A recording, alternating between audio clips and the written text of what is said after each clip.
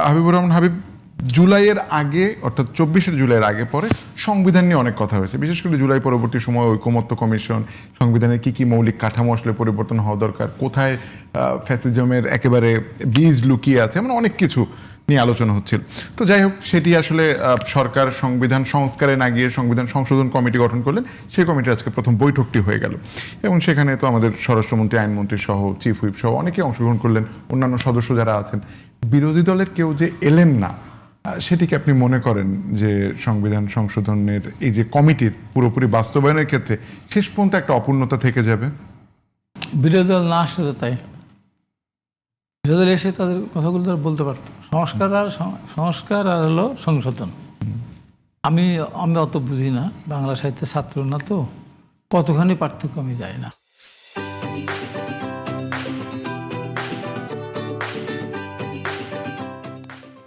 সেটা তার কাছ থেকে শুনে নেব। হ্যাঁ, সেটা তার কাছ থেকে শুনেন। আমি যেটা বুঝি যে আমার আসল উদ্দেশ্যটা কি, সরকার আচরণটাকে আপনি সব করলেন, মানে একদম হা না থেকে শুরু করে যত জুলাই সব বাস্তবায়ন, সব অঙ্গীকার করলেন।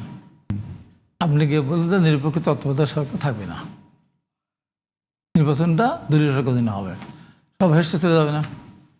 আর কোনোটাই আপনি মানলেন না। আপনার সরকার নিরপেক্ষ তত্ত্বাবধায়ক সরকার বিধান সংবিধানে থাকলো, সরকারকে 5 বছর পরে পদত্যাগ করতে হবে, তখন জনগণের কাছে যাওয়া লাগবে না? জনগণ তখন উপযুক্ত জবাব দিয়ে দেবে যে আপনার কথা রাখেন নাই, দ্রব্যমূল্য উদ্যোগতি কমাতে পারেন নাই, সুশাসন চালু করেন নাই, অন্যায় করছেন, অবিচার করছেন, কথা রাখেন নাই, ভোট দেবো না, মিটে গেল, এক কথা শেষ। ওইটাই হলো আসল। আওয়ামী লীগ যেমন করলো না, সব আগে হলো কে উন্নয়ন, তারপর একটু গণতন্ত্র, বেশি উন্নয়ন, অল্প গণতন্ত্র, এই যে বলতে টুললো, ওইটা শেষ পর্যন্ত কী হলো? পুরোটাই ঠিকলো না।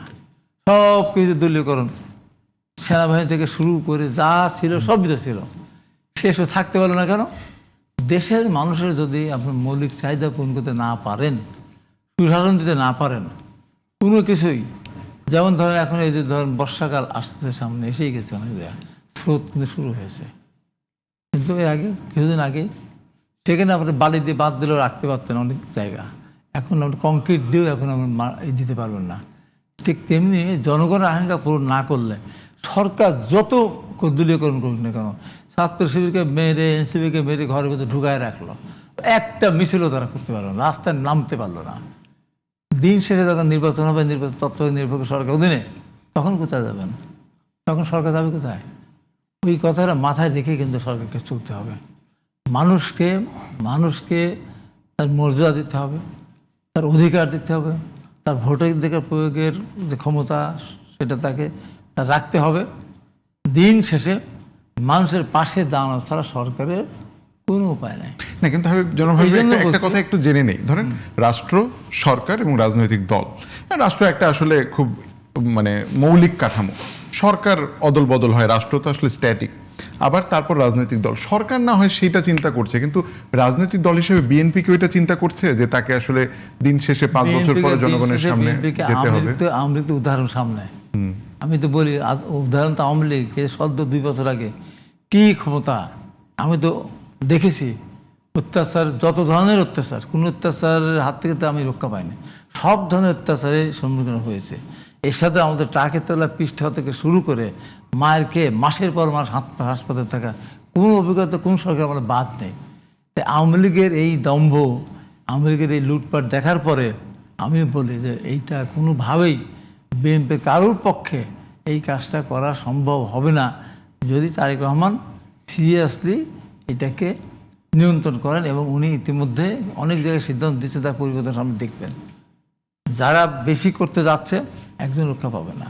বিএনপির একজন মন্ত্রীকে ইতিমধ্যে বহিষ্কার করছে না, করছে তো, একজনকে বহিষ্কার, দল থেকে বহিষ্কার করছে বিএনপির। হ্যাঁ, করছে। কোন মন্ত্রী করছে? আমাদের আমার মুখ দিয়ে বলতে চায় না, বহিষ্কার করছে, দল থেকে বহিষ্কার করছে। মন্ত্রিসভা থেকে দল থেকে মন্ত্রিসভা থেকে বহিষ্কার হয়। আমার সেই নামটা নিজের মুখ দেখেন, খেয়াল করেন। এরকম মানে এটা কি সামনে জানতে পারবো? হ্যাঁ, সামনে জানতে পারবো, অবশ্যই সিদ্ধান্ত হয়ে গেছে আর কি। হ্যাঁ, সামনে জানতে পারবেন। এরকম অনেকের বিরুদ্ধেই ব্যবস্থা নিবে দল, কারণ দল কোনোভাবেই, সরকার কোনোভাবেই তার কোনোভাবে বিতর্কিত হতে দেবে, যতই হোক না কেন। আপনি দেখেন নাই যারা বাড়িতে থাকতে পারে না, বউ ছেলেমেয়ের মুখ দেখেন না দীর্ঘদিন, 5 তারিখের পরে তারা একেবারে কি হয়ে গেছিল, মানে কী বলে, লাগামহীন হয়ে গেছিল, কত হাজার বহিষ্কার করেছিল। তাদেরকে বহিষ্কার করা যায়? তারা বাইরে থাকতে পারে না, রাস্তায় ঘুমাতো, ধান খেতে ঘুমাতো, কবরের ভিতরে গিয়ে রাত কাটাতো ভয়ে পুলিশের, তাদেরকে বহিষ্কার করেছে। ছাড় দেয়নি, যেহেতু সে দলের সিদ্ধান্ত, তার সিদ্ধান্ত মানেনি। এই জন্য বলবো যে আপনারা হয়তো অনেকেই আমরা জানবো না, কিন্তু ভিতরে ভিতরে অনেক সিদ্ধান্ত হয়ে যাবে, যে তাদের ওয়ার্নিং দেওয়া আছে। তেমনিভাবে আজকে আমি মানে সাংঘাতিকভাবে বলতে চাচ্ছি, ওখানে বসে যখন বক্তারা বক্তা দিচ্ছে, তখন উনি ওনাদেরকে বলে দিচ্ছেন, শিখে দিচ্ছেন, বলেন কোনোভাবেই এই এতে করা যাবে না। এইটা ধরেন সাময়িকভাবে হয়তো হতে পারে, আস্তে আস্তে আস্তে আস্তে গুটিয়ে আনবেন, জালটা যখন গুটিয়ে আনবেন ফলাফলটা তখন দেখা একটা যাবে। কথাই যারা বক্তব্য দিয়েছে তার সঙ্গে সাময়িক বক্তব্য হলো, আপনার একটি দেওয়া বাস্তবায়ন করতে হবে, জুলাই সনদ বাস্তবায়ন করতে হবে, হানা ভোটের কার্যকর্তা যেটা প্রত্যাশা, যেটা সেটা আমাদের বাস্তবায়ন করতেই হবে। জি। এর বাইরে আমাদের যাওয়ার কোনো সুযোগ নেই।